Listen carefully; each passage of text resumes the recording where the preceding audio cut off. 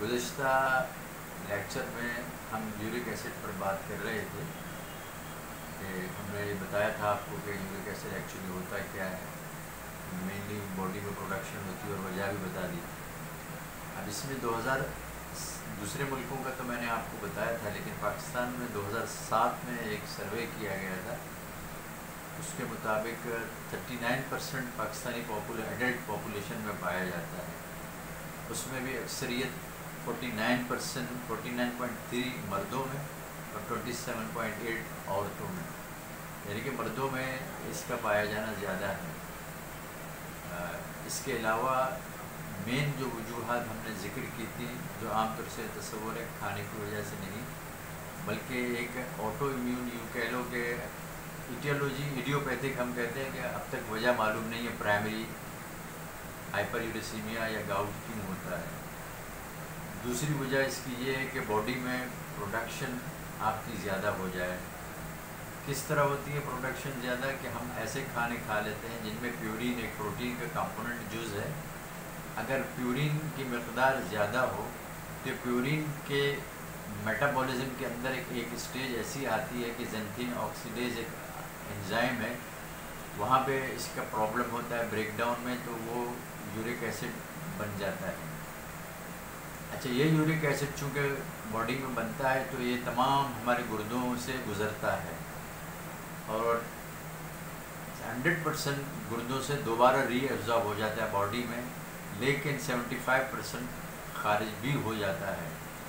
अब uric acid बढ़ने की एक वजह तो ये होगी कि excess production in your body, because आप कोई ऐसे खाने खा लेते हैं जो रिच हैं इन चीज़ों में। मिसाल के तौर पर गुर्दे, कलेजी, लीवर, ये कटाकट वाली चीज़ें, पाए, निहारी, मीठे, ब्रेड, अल्कोहल की ज़्यादती, इन तमाम चीज़ों से यूरिक एसिड का लेवल बढ़ जाता है। फिर इसमें एक अहम चीज़ होती है कि आप जब ऐसे खाने मुसलसल खाते रहें और आपकी बॉडी में मेटाबॉलिज्म अफेक्टेड हो तो आपको इस सूरत में गाउट की निशानियां ज़ाहिर होना शुरू हो जाती हैं।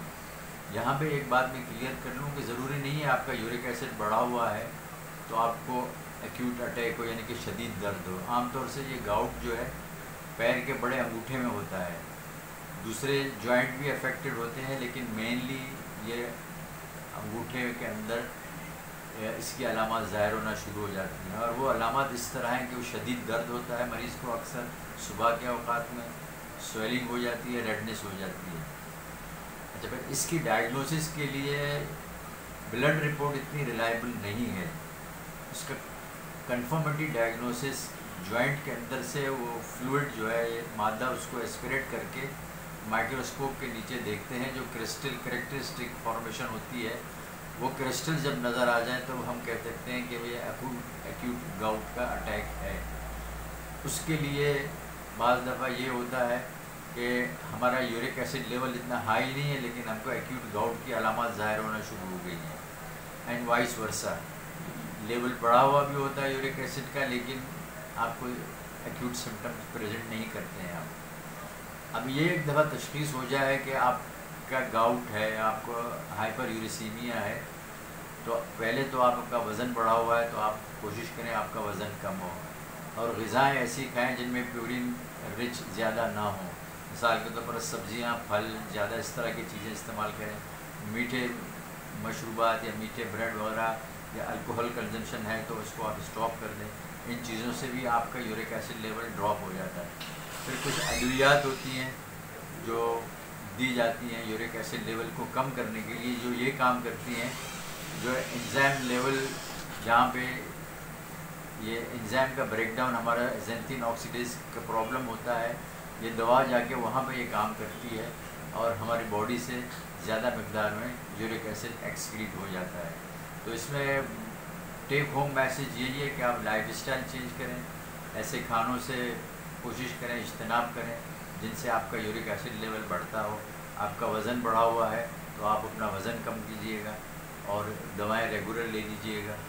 इस तरह से आप इस मूज़ी मर्ज़ से निजात पा सकते हैं। Thank you.